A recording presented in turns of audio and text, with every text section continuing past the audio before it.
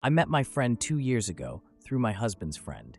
We weren't super close at the beginning, but we would talk here and there since both of our partners are close.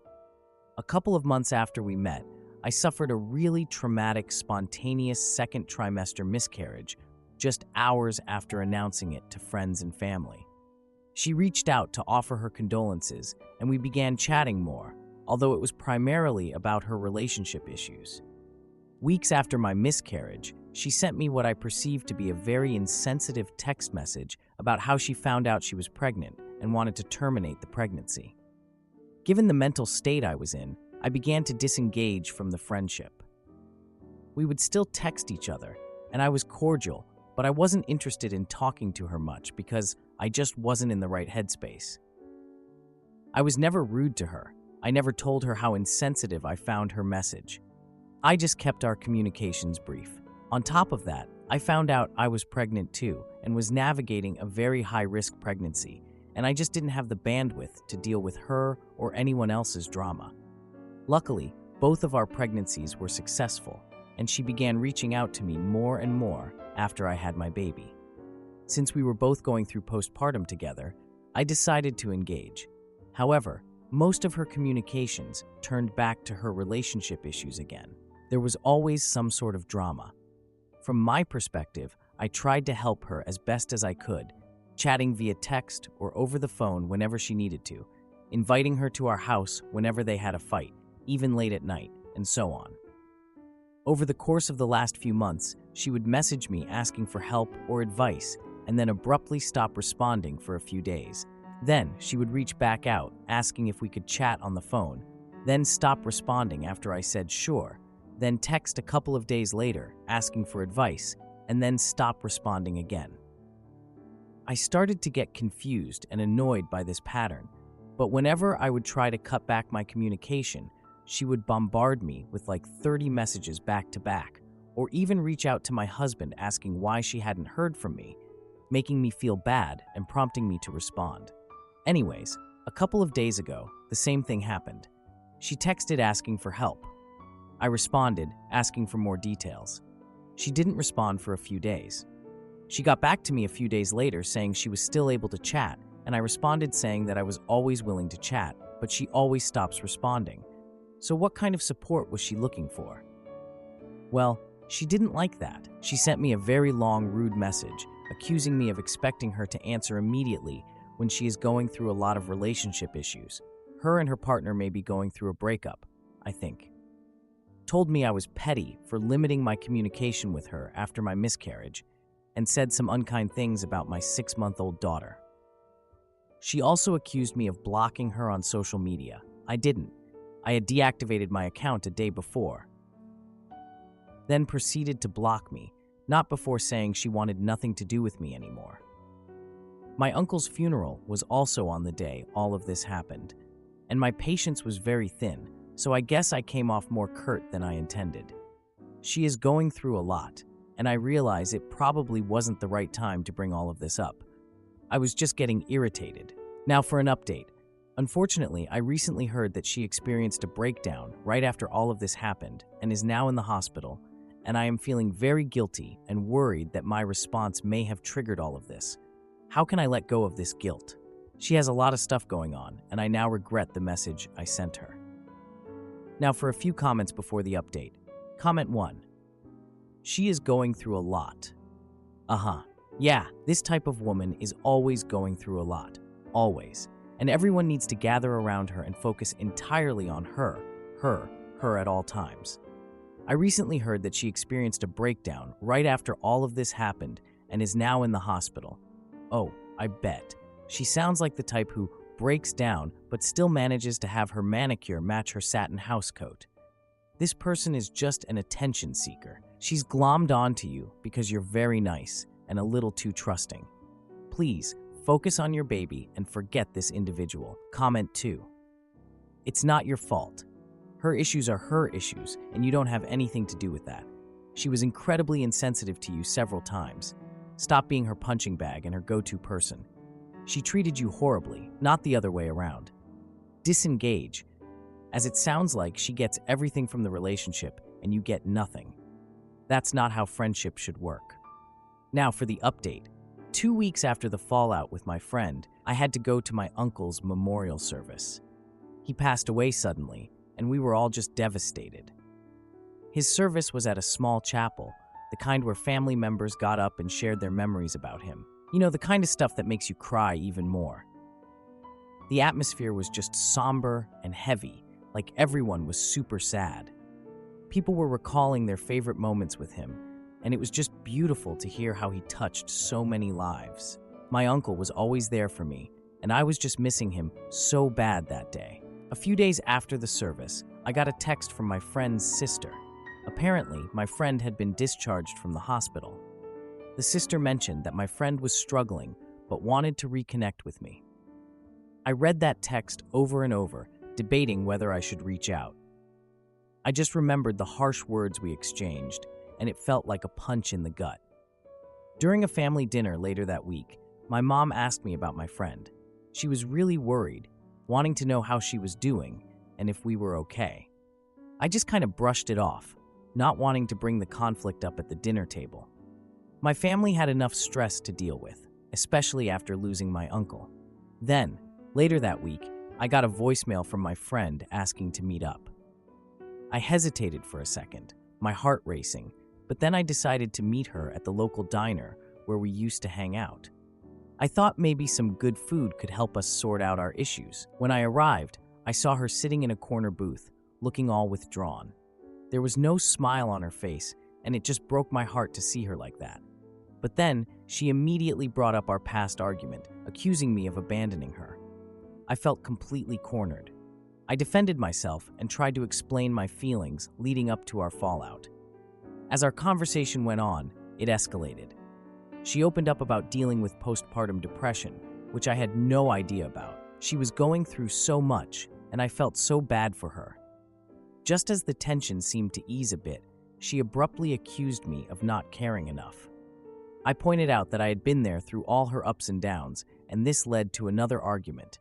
Out of frustration, she stood up, knocked over her drink, and made a scene. It caught the attention of other diners, and I could feel my cheeks burning with embarrassment. She was embarrassed too, I could tell. She stormed out of the diner, leaving me sitting there feeling all unsettled. I went home and found my phone buzzing with messages from family about a surprise birthday party for my mom. I had completely forgotten about it. At the party, I tried my best to focus on my family, but I kept getting texts from my friend asking to talk. It was just so distracting. After the party, I decided to check in on my friend. I drove over to her apartment, my heart racing in my chest, unsure of what to expect. When I got there, her door was ajar, and I could hear muffled voices inside. I peeked in, and what I saw just shocked me. There she was with another mutual friend, laughing and drinking wine. I just felt this mix of confusion and anger. Like, what the heck? You want to talk to me so bad, but you're inside partying with someone else? I knocked on the door, and she opened it, looking surprised, but quickly putting on a happy face and inviting me in. But the mood shifted real quick. The laughter just turned into this awkward silence. I confronted her about the mixed signals, and we got into another heated exchange.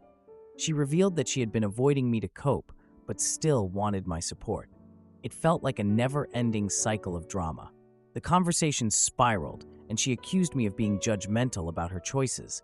I insisted that I only wanted to be there for her, but she just disagreed. At that moment, it hit me that this back and forth was never going to lead to any resolution. So I chose to leave, thinking maybe some space would do us both good. A few days later, I got a message from her inviting me to a gathering with other friends. I considered attending, but felt like the friendship had fundamentally changed, like it could never go back to what it was. On the day of the gathering, I decided to spend time with my family instead. I just couldn't bring myself to jump back into that mess. Mini update. After the awkward confrontation at my friend's apartment, I took some time to think. I realized that I had been prioritizing my family and my own well-being over the friendship. A few days later, I received an invitation to a gathering with our other friends. It felt strange, like I was being pulled back into a situation I needed to distance myself from. I chose to spend time with my family instead, focusing on healing and moving forward. Am I the idiot for confronting my boyfriend about his betrayal and then blocking him on social media? I've been with my partner for almost 7 years, and I'm realizing that it's time to end things. We've taken a break a couple of times before, but it only lasted a week or so. I initiated the breakup both times and caved both times. Our lives are so intertwined that I feel he's my best and really only close friend. We've lived together since the month we met each other's extended families, and gone on vacations with each other's families. He's the one I spend all my time with, have deep conversations with, laugh with, and cry with. We've been there for each other through losing loved ones. Even though things are very harmonious in a lot of ways, the issue is that I have a strong gut feeling that he isn't the one I want to spend my life with.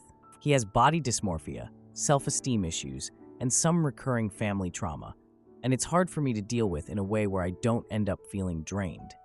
He gets into very dark moods about his weight and his powerlessness to save his family, and I feel like we only get to live in between his family crises that are never really resolved. When things get bad, he kind of retreats into himself and disappears, and I'm left alone. He apologizes constantly and beats himself up, and it's hard to see him like that because I love him, but I've ended up burnt out from building him up. I've told him this, and he has really worked on himself and improved, but it's still not enough. I'm at a crossroads because I know this relationship isn't sustainable, but I don't have the courage to end it. I don't have a strong support network outside of him, and when he's gone, I feel like I will be truly all alone. Except for surface-level friendships. I deal with anxiety myself and panic disorder, and having to face that all alone scares me because he is a great caretaker, and I've come to rely on him when it comes to my mental health. I know this sounds hypocritical because I complain about taking care of him, but it's different.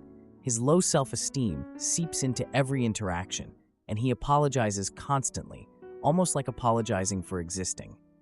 I feel guilty about abandoning him, and I feel guilty for leading him on, since he's always talking about next year and the future, and I go along with it because part of me is still invested.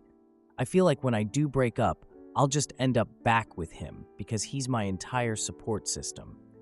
But I feel like I'm losing myself and my identity. I have to let him go, and I don't know how. Now, for a few comments before the update. When you break up, not for just a week, it may be his wake-up call to actually put effort into working on himself. Just be careful of the short-term progress and promises. And you could also try to develop those surface-level friendships once you have more time to dedicate to yourself. Now, for the update, I'm so sick of being in this relationship. This is an update to my last post about feeling like my partner and I were stuck in a relationship rut.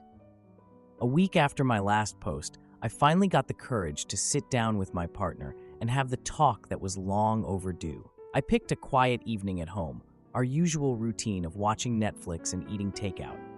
I thought it would be a perfect opportunity to bring up my feelings of stagnation and my desperate need for personal growth. So, there I was, heart racing, trying to find the right words to explain how I felt. As soon as I said the word stagnation, I could see my partner's defenses go up. He started insisting that everything was fine and downplayed all my concerns, like I was just being dramatic or something. I can't even explain how frustrated I was. I mean, I pour my heart out and all I get is a shrug. I couldn't take it anymore, so I just left the room and went into the kitchen to cool off. But then, something made me stop. I heard my partner talking on the phone in the living room. I couldn't help but get a little nosy, so I tiptoed closer to hear what he was saying. To my surprise, he was talking to a mutual friend about feeling stuck in our relationship. I was basically frozen in place, eavesdropping like a character in a bad rom-com. He was admitting everything I had said to him and more. He talked about how he'd been hesitant to change because he preferred staying in his comfort zone. I couldn't believe it. There I was, trying to have an honest conversation, and he was just going to his friends about it? After hanging up the phone, my partner suggested we head to our favorite local bookstore to think things through. I was still reeling from everything, but a change of scenery sounded good, so I agreed. While browsing the aisles, I ran into an old friend from college, and they noticed something was off with me. I couldn't spill all the tea right there, so I just said I was going through a rough patch. My friend invited me to a small gathering at their place the following weekend, and I reluctantly agreed, thinking maybe a change of scenery would help. That night, I returned home and found my partner asleep on the couch with a half-finished drink in his hand. I don't know why, but that image just made me feel even worse. The next day, I went to the gathering and reconnected with several old friends, which was nice. But while I was there, I ran into someone who used to date my partner. They casually mentioned that they saw my partner out recently with someone else. My heart just dropped. I couldn't be there anymore, so I made an excuse and left the gathering early, my mind racing the entire way home. When I got back, my partner was awake on the couch, and I just blurted out that I heard he was out with someone else. He brushed it off as no big deal, but I could feel my anxiety rising. I pressed him for details, and we ended up in a heated argument about trust and loyalty. It was like all the feelings I had bottled up just exploded out of nowhere. He accused me of being paranoid and controlling, and I just lost it. In a moment of desperation, I told him I heard the phone conversation he had with our mutual friend. The look on his face was something else. This admission just escalated the argument even more. We were both shouting at each other, and it was like all the hurt and frustration we had been holding on to just came out. He ended up storming out, saying he needed space to think. The next day, I couldn't just sit there and do nothing, so I decided to take action. I planned a surprise visit to the mutual friend's house. I arrived unannounced and found my partner there, looking shocked to see me. But what really got me was how he was sitting too close to someone else on the couch, sharing a laugh that felt way too intimate. I couldn't hold back anymore. I confronted them right there, demanding answers. He tried to explain the situation, but stumbled over his words like a kid caught stealing cookies. He attempted to downplay everything, but I refused to let him. He even tried to stop me when I turned to leave, but I just walked away. On my way home, I blocked him on social media. I just couldn't deal with any of it anymore. In the weeks that followed, I started reconnecting with friends and exploring new hobbies. It felt good to do things for myself, you know? I started going to yoga classes, which is just as hard as everyone says it is. I even tried painting for the first time, and let's just say my art skills need work. But the point is, I felt like I was finally starting to find myself again. Edit. I want to clarify some things. The gathering I attended was with people I used to hang out with a lot in college. If my partner had invited me to the bookstore or the gathering, I would have gone. I didn't feel that way about the ex he was with. In fact, I told him I wanted to meet up again because I knew the ex was still in love with him. When I went to the friend's house, I saw them on the couch and just lost it. He didn't tell me he was still seeing her. Am I the idiot for confronting my partner about his coworker Alex after he lied about our finances? I lied to my partner about my finances after overspending my savings while on maternity leave. I came clean, and he was very hurt at how dishonest I was. I still have a sizable amount in my savings and have not racked up my credit card debt. He is more upset about the dishonesty and spending on frivolous things while he works hard to provide the necessities. I do not blame him and understand why he is so hurt and so angry. That said, we have taken just over a month of space and time, some of which has been spent in the same house as we have 2 kids, and some of which has been in separate places to get literal space from each other and think. In that time, I have worked tirelessly on myself, like a full-time job, to get my mental health in order, as it all sort of starts and ends with that. I have spent so much time and energy getting to the root cause of my bad decisions and how I ended up hurting the love of my life. As I've been doing that entirely independent from him, we have barely talked aside from logistics regarding the kids. Now, for an update, he asked that we go to therapy tomorrow to see if we can figure out a path forward after all this time of not really talking much, and I honestly don't know what to expect. I texted him yesterday saying I was going to cancel it out of fear, and he insisted I not do that and really wants to go. Our therapist said he could break up with me for free He doesn't need to spend nearly $200 to do that and to be less fear-based about tomorrow. However, my anxiety about all of this is so all over the map because I don't know what to expect. All my friends and family have echoed the therapist's view that if he wanted to leave and give up, he could have done that 10 times over in the last month, and that I am overreacting. In the time we have taken space, he has insisted I use his money to pay for my own individual therapy, as he knows I can't really afford that right now. I ran out of coverage. He has consistently asked that I still use his money to buy groceries and household items. He has not said he is done, but space and time are so ambiguous, I really don't know what to think. His actions of wanting to still provide say a lot, but we haven't talked, so it's all very scary to me. This is our first real issue after 3 years of being together in a very loving, very solid relationship. The last few months have been a steady mental spiral for me, which led me to make horrible decisions that hurt him terribly, but we do not have a history of this. This would be a first.